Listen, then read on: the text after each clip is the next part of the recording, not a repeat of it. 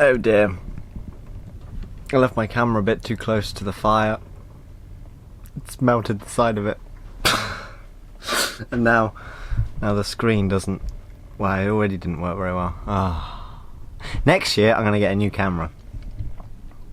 When did I get this one? At the start of this van build. Okay, so it was nearly 2 years old. But it was used anyway, because I don't buy technology new.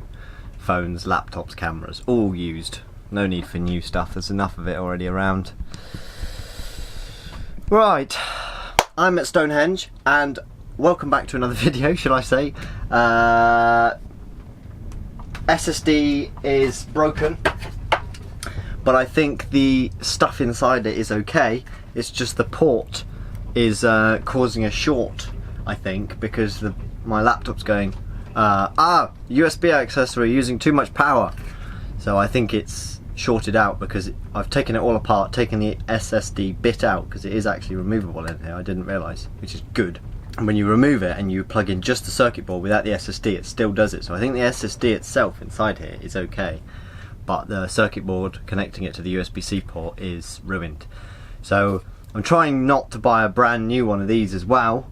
I just bought this, which is an M.2 SSD holder, and I thought that was what this was, but it's not. This is bigger, and I think it's a Samsung special, of course, because Apple, Mercedes and Samsung like to be different. Just added Mercedes in there because Mercedes, I think the stuff's okay, but there's last week's video on it and I still can't edit it, so I'm returning that because that doesn't work. And I'm going to try and find a used one of these, or just a 500 gig one, because this is a terabyte. Gonna buy a new one of them, then take the SSD out, put it into the new one, and I should be able to get to my footage and edit the video, because it's all on there and I haven't got a backup of that, which is very foolish, but I've run out of storage. But I'm now at Stonehenge, and well, how did I get here? Well, I drove here. But I was at my dad's on the way down from a work-away job. We were working in Rugby, fitting solar panels on this big sheds. I'll stick some pictures in now. It was quite fun. Good week at work, but that was quite close to my dad's. I was at my dad's the previous weekend, which was 2 videos ago, and then went to work, and then come back from work, and popped by on the way because my handle on the burner broke, and I also was picking up that parcel. So we'll jump back then, and then I'll see you when we're up to date.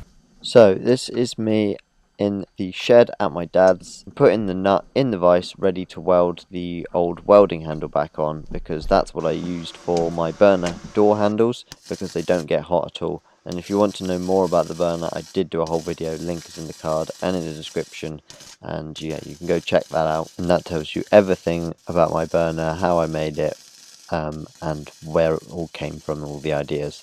So yeah, I recommend checking that out if you're interested.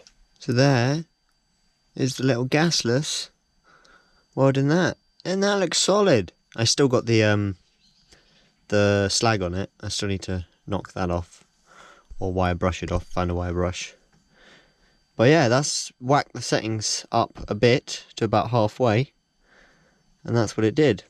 So once the burner handle was fixed, that was it. I was off. I had my package and I was off up to Stonehenge.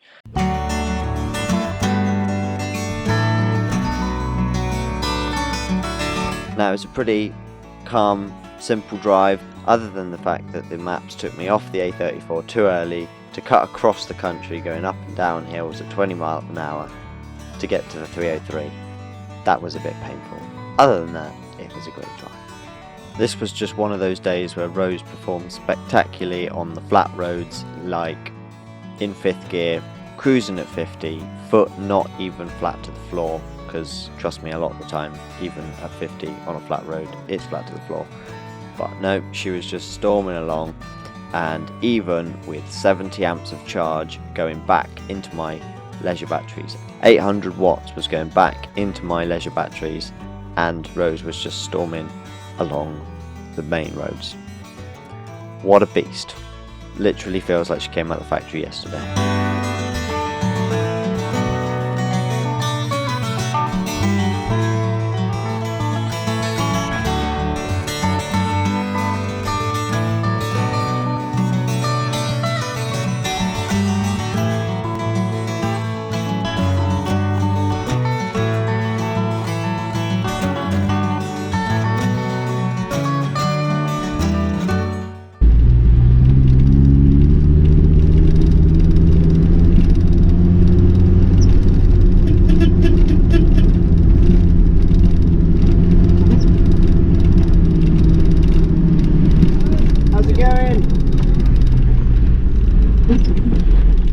So, now that you're all up to date, I'm going to show you who's here as well. We've got John's truck, and we've got Jake in front. I don't know if you can see him. And it's very windy as usual down at Stonehenge. Seems there's a storm every single time I come here. But anyway, it's supposed to be nice tomorrow, nice sunny. Got the burner on, and it's 25 degrees. Really no need for the burner, because it's yeah, 13 degrees. So the main reason for putting the burner on most of the time for me is it heats my water. Like that, I can't hold any longer than that. That's out. That's hot. That is very hot. The burner's sat at 100 degrees as usual, just ticking over, saving wood. Gonna go get some wood. There's oak up there. Might take John with me as well. We'll probably go tomorrow morning. But yeah, the burner is pasta and like heating water just to have a cup of tea or to do anything water based. It saves so much power because I can leave a kettle on there for half an hour that's full, so like 1 or 2 litres worth, that would use a fair few amp hours out my battery, probably 2%, which is, you know, it doesn't sound like a lot, but it is if you're doing it a couple of times a day. That adds up to nearly 10%, and I'm only getting in from solar about 5 to 10 if I'm lucky in days like this. So I need to be using as little power as possible in order so the solar can keep up with it. That's where the burner comes in, because you don't have to boil cups. Like this morning, I stuck the burner on, and then I didn't even stick it on the hob. I used to stick it on the hob, but it's too hot to touch. Just pour it in the cup with a tea bag, with tea, and it's perfectly hot enough. And then I've just made some pasta and pesto, just because it's quick and I'm running out of food. And I just had that on the burner for probably, I don't know, it's probably 20 minutes it's on there, because it's not boiling, it's not even bubbling, but it's just hot, and it keeps it very hot. It's probably about 90 degrees consistently, and it's enough to cook pasta. Just leave it on there for 20 minutes, done. It's just, I haven't used any power for lunch, and I was at 68% this morning, and now I switched my B2B to 70 amps this last night. It struggled last night with the headlights as well, but this morning, coming up here from my dad's, had the B2B at 70 amp the whole way. I've also got a switch on the dashboard now, so I can flick it on and off as and when I need. Going up a hill for power, it does work. And also, I watched a video the other day, diesels, especially non-turbo ones, where it's just in and out, and now I've got no restrictive silencer, so I've literally just got air in, air out, and fuel. There is very little engine braking. Diesels don't have engine braking because they're controlled on the fuel side. I'll link the video down below for anyone that's interested. A B2B adds strain to alternator, which adds strain to engine, which essentially is an engine brake. And I really notice it. Like, you don't notice it on the power side so much when you're climbing hills. Rose was storming up hills, and the motorway and stuff, I was just in 5th, which sometimes is very rare. Quite fuel efficient. I was 18 mpg, including starting the van, warming her up every morning for like the last, you know, probably 6 journeys in total I've done. And I've driven all the way down here, up and down a few hills, and it's not been the best, down second sometimes. And the B2B's been, yeah, it's been putting in 800 watts into my batteries, so that's, you know, it's a fair bit. 800 watts, 30 amps at my 24 volt, and I've gone from 68% to 94. Absolute madness. So yeah, the B2B and a wood burner is the ways to live it. Like, can you live on electric in the winter full time in a van? The answer is yes, but I could not do it without the burner. So any of you doing electric cooking out there and actually cooking and using like a fair few amp hours and not just, you know, barely cooking because you've got no power, actually making meals, I don't think it's possible without something else, be it an emergency stove, or maybe if you've got like 100 amps charging from your alternator, a different story. But I think if you actually cook, sometimes I use 10% for one meal, the burner saves that. So if I'm making soup, or as I say, anything, the water heating for the shower, the burner is just the hub of the van. It is like, without it, that's like the heart of the box, essentially. The engine's the heart of the cab, the burner is the heart of the box. And yeah, so anyone considering full-time living in a van with induction cooking in the winter, in England or further north, wood burner, no doubt, you need it. Even if you just used it in the summer and then used gas in the winter, that would work fine. But yeah, in the winter you need something else. You can't just rely, I think, even on the alternator, because what if something goes wrong there as well? So I've always got the burner. I don't necessarily need power.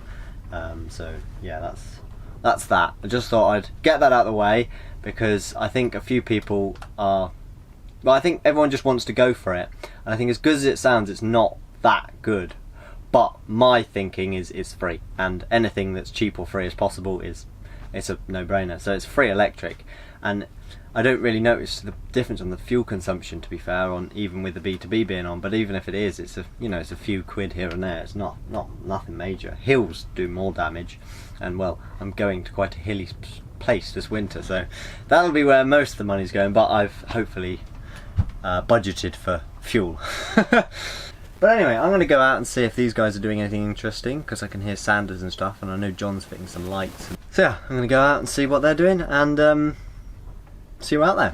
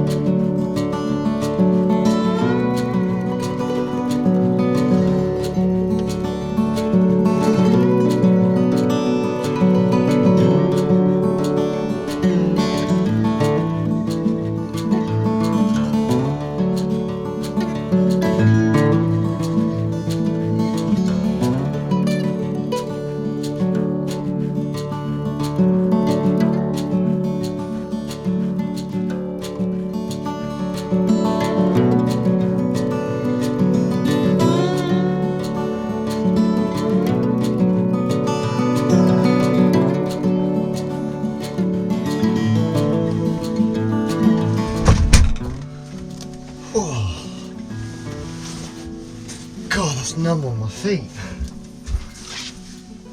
Oh, yeah, it was 5 degrees in July, and we were going for walks along there. But I think the ground temperature's colder now, because obviously there hasn't been sun and there's been loads of cold rain. Oh, I cannot feel my feet. I think that's the end of barefoot walks for the year. Anyway. Yeah, I'm gonna warm up and watch some videos. I've been watching, John recommended 6D diesels. Never heard of them, or him. But yeah, I love his videos. Sense of humour, great. Mechanical mindedness, great. Just Mercedes mentalist. So yeah, I'm thinking of setting up a secondary channel just for the Mercedes lot. So you lot who are interested and have T1s can then go over there, and I'll film videos of how I change everything, and kind of create a Mercedes community over there. I think that would be pretty cool. Probably won't do very well, but that's not the point, because over time, as people search and as these vans get rarer, I'll be putting good information out online, and that could really help someone to get their van back on the road. And that's the thinking behind it. It's not going to do tremendous, but it doesn't matter. It's going to help those with T1s, and that's what I'd love to do. So yeah, let me know if you'd be interested, but I'm probably going to do it anyway. And just film stuff to do with the van, and that's it. Just all van related, probably quite technical, So those who don't all understand it, it won't be for you. But yeah, I think it will be pretty cool, and just learn us like a community. So yeah, that's an idea I've got. But yeah, I'm going to chill out, watch some more of his videos, and probably making another cup of tea.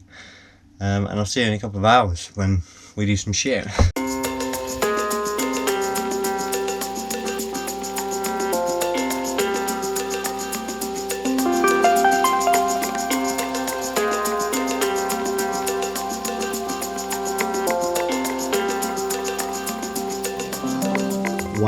Take a look at that. I didn't even look at it. I've been sat in here 10 minutes. I wasn't even charging before I tilted them. Now look at them. They're producing 300 watts each. Crazy. Tilt your panels, guys. Tilt your panels. Now 600. You're getting 340 watts per panel. 660 watts. Beautiful.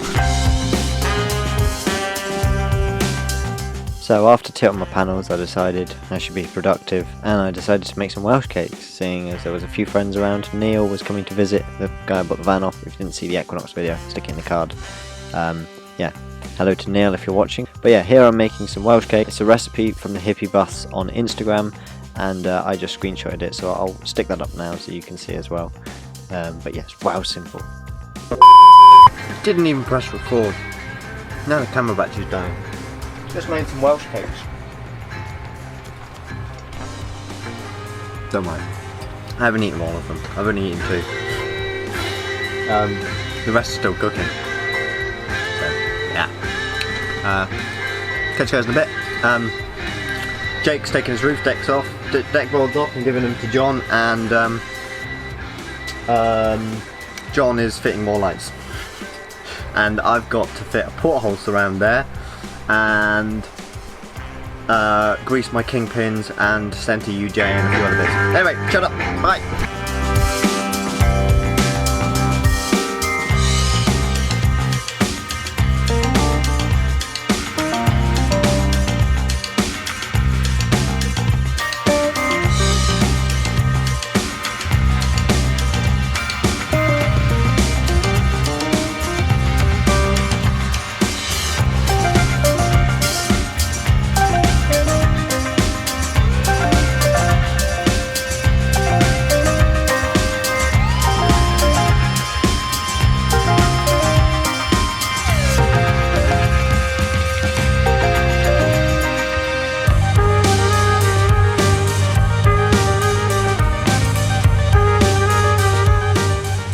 Just making some dal.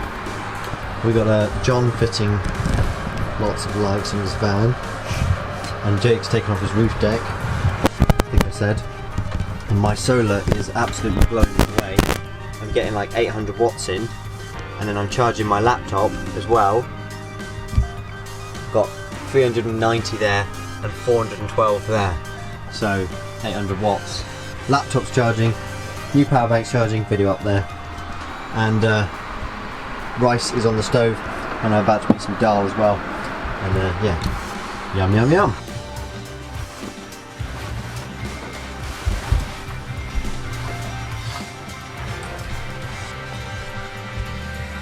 Right, let's go grease my kingpins and UJ.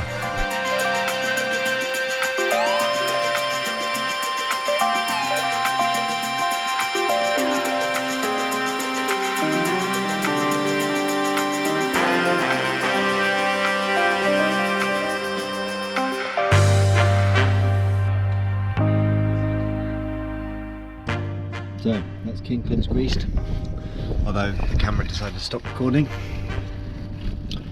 There's a grease nipple down there and up there. As I say, I'm going to create this Mercedes channel, so you guys can follow along for that content. But yeah, that's all good for another 1,000 miles a month. That's how often I do them. Some people say once a year, some people have never done them, but I like to keep on top of maintenance. Just yeah, general checkovers. As you can see, I've got a lovely oil leak, but it is self-preserving, I call it. And my engine mounts are a bit knackered, as you can see. There's only a small gap there and a massive gap at the top. So yeah, they could do with some new ones next year. But yeah, it's alright. Always just go over with a little check over. Every few trips I do it. A couple of times a month usually.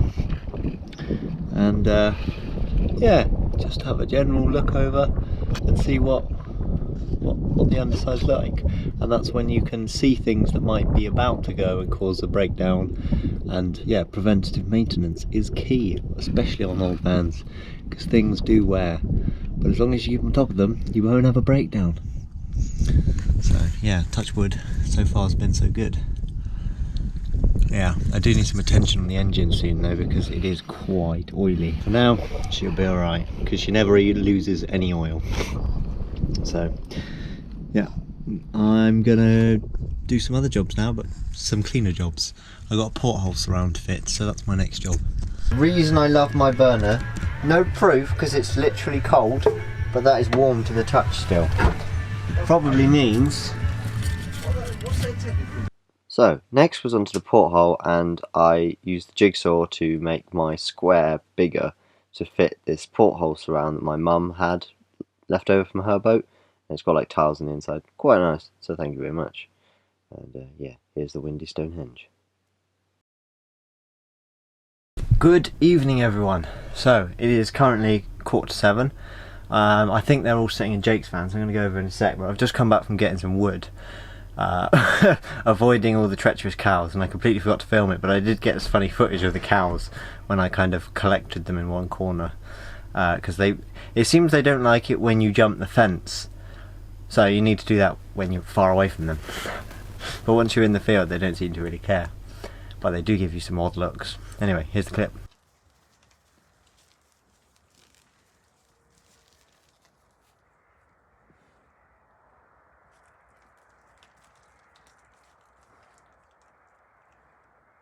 So just after getting back from doing the wood, I rammed it all in there and it barely fit, but I've just reorganised it all and took out some bits that have been in there for ages that I ought to burn now and stuff. Just reorganised it, tucked it all away, and now there's like loads of space in there again, and I got loads of logs out and they were all on the floor, and I put them all in and I thought that'll fill it. And it's filled it up to the floor level on one side and just below the other, but yeah, I thought it would do more than that. I was like, yeah, I'm at capacity now. Organise it all. Oh, I've still got loads of room. Not a bad thing really. So yeah, but we'll find some kindling-y bits. Some bits I split from when I was at my dad's and also from the Peak District. Put that one there.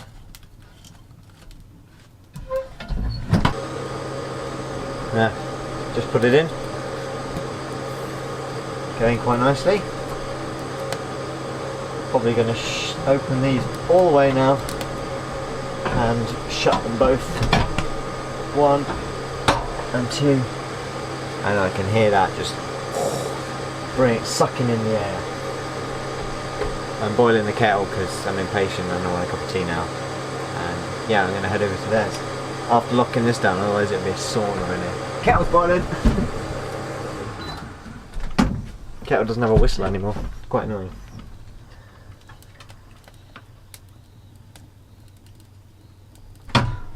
Ta-da. Good morning everyone. So it's currently Tuesday. I left Stonehenge yesterday and I filmed a bit of that drive back, so I'll put that in now.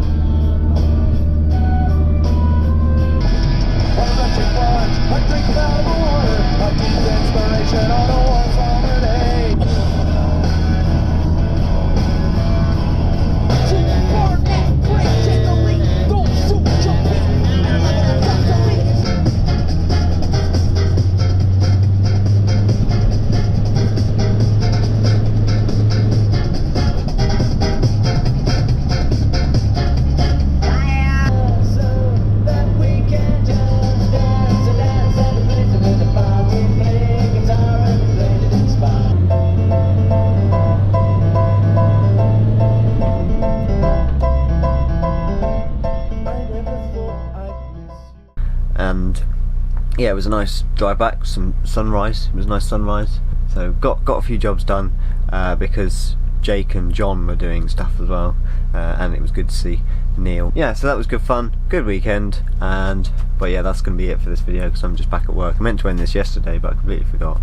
Went to get some wood this morning. I thought, I could have filmed that, but I realised on the way back. So yeah, not doing so well at the moment. But wait, I cannot wait for Scotland. It's the 24th of October. It's like 2 weeks now, two or 3 weeks before I leave.